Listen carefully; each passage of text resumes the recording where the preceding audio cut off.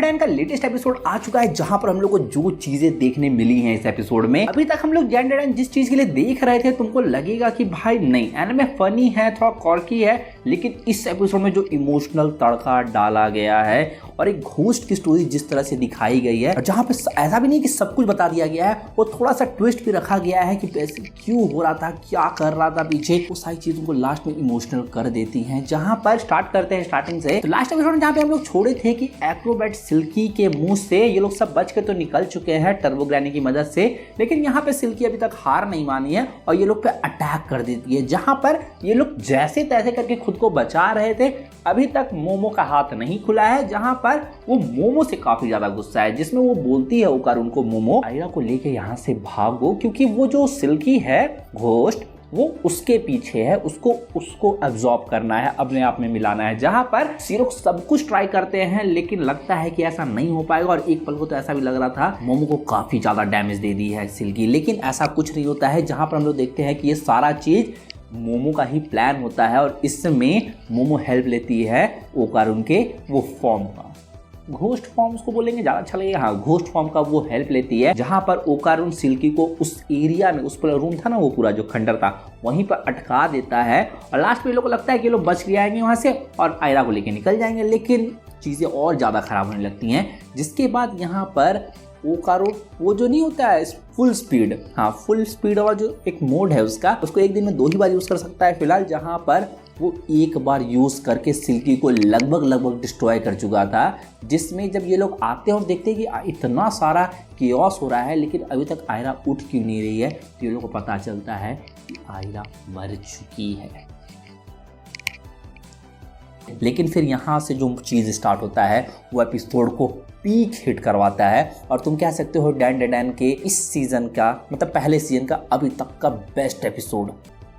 Best. जहाँ पर इसमें हम लोग को सिल्की का बैकग्राउंड देखने मिलता है कि वो कैसे एक सिंगल मॉम हो के अपनी बेटी को एक डांसर बनाना चाहती थी, जिसके लिए उसको पैसे कमाना पड़ता है, और वो काफ़ी बुरी काम भी करती हैं। फिर चाहे वो एज अ कैफ़े मेड काम करना हो, पोछा मारना हो, प्रोस्टिट्यूशन हो, वो सारी चीज़ें कर रही थी। जहाँ पर हम लोग देखते भी है कि दिन भर उसकी लाइफ हेल बनी रहती है, लेकिन जैसे ही वो घर आती है, उसकी बेटी का जो स्माइल है वो सब कुछ हील कर देता था, उसका सारा पेन, और चीज़ें अच्छी चल रही थी। लेकिन फिर यहाँ पर एक दिन कुछ लोग आते हैं और उसकी बेटी को उठा के ले चले जाते हैं। हो सकता है पैसे वैसे वाला मामला होगा, इसलिए उसको उठा के ले चल जाता है, जिसमें हम लोग देखते हैं कि भाई वो जो ब्रूटल सीन, वो जो एक्शन, जिस तरह से, अगर मांगा तो हम नहीं पढ़े हैं, लेकिन एनिमे में भाई जिस तरह से उसको बनाया है, तो उसको ग्लोरीफाई नहीं करना चाहिए, लेकिन वो जो पूरा सीन था ना, जिसमें सिल्की का जो ह्यूमन वर्जन को ये लोग असॉल्ट करके चले जाते हैं वहाँ पे तुमको ना उसका दर्द फील होगा। वो जो पूरा सीक्वेंस होता है जहाँ पे वो उठती है, अपनी बेटी को ढूंढने के लिए बाहर निकलती है,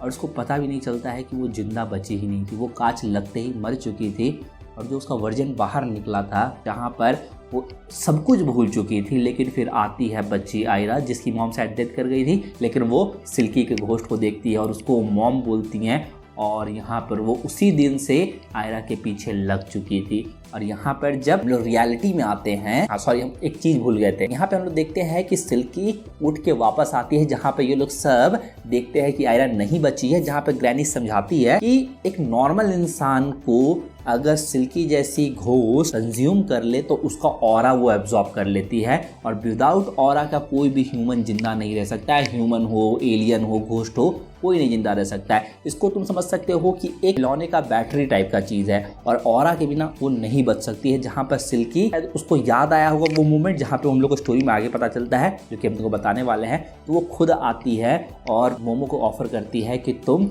मेरा ऑरा लेके आयरा को दे दो। जहाँ पे स्टार्टिंग में तो वो बिलीव नहीं करती है, और भाई फिर यहाँ पर हम लोग एक मोमेंट देखने मिलता है यहाँ पर वो अपना मुंह को डिस्ट्रॉय कर देती है, और मोमो को बिलीव दिलाती है कि देखो अब हम कुछ नहीं कर सकते हैं, अब तुम कर सकते हो। जहाँ पर वो अभी भी नहीं इस भरोसा कर रही थी, और वो ओकारुन को बोलती है कि अगर ये कुछ भी फनी करने की कोशिश करे तो इसको तुरंत डिस्ट्रॉय कर दो। जहाँ पर वो जो मोमेंट बता रहे थे ना, वहाँ पे लोगों को पता चलता है कि ये सारी चीज़ें जो बैकग्राउंड वाली थी ना, ये सारी चीज़ें मोमो देखती है, जहाँ पर वो टूट जाती है। इतना ब्यूटीफुल वे में इसको दिखाया गया है, जहाँ पे वो पेनफुल भी है। हम बता तो रहे हैं कि वो जो पूरा मोमेंट था ना, जहाँ पे उसकी बेटी को उठा के ले जाया जाता है, उसका स्ट्रगल तुमको फील होता है। जहाँ पर लास्ट में हम लोग देखते हैं कि सिल्की नथिंगनेस में मिलने लगती है क्योंकि उसका ऑरा निकाल के मोमो डाल चुकी थी आयरा में, जहाँ पर आयरा भी वो सारी चीज़ें देख ली। और यहाँ हम लोग देखते हैं कि जब वो गायब होती है तो आयरा आती है, उसको गले लगाती है और मॉम बोलती है, जिसमें एपिसोड यहीं पर ख़त्म हो जाता है। जहाँ पर हम बोलेंगे कि हमको डैन डैन डैन जैसे शो से कोई उम्मीद नहीं था कि भाई वो इस तरह का एपिसोड डिलीवर करेगा जो कि पीक हिट करता है। और जब ये लोग इस तरह की चीज़ इस पर डिलीवर कर देते हैं तो फिर तुम बोलते हो कि नहीं भाई, बात तो है कि इस सीजन का बेस्ट एनिमे या इस ईयर का भी बेस्ट एनिमे ये बनने का पोटेंशियल रखता है। जहाँ पर अब कमेंट करके तुम बताओ कि अगर तुमने ये एपिसोड देख लिया तो तुमको कैसी लगी। तो बस भाई लोग आज के वीडियो के लिए टाइम, वीडियो थोड़ी सी भी अच्छी लगे तो वीडियो को लाइक करना, शेयर करना, चैनल को सब्सक्राइब करना। हम मिलते हैं किसी और वीडियो में, तब तक के लिए पीस।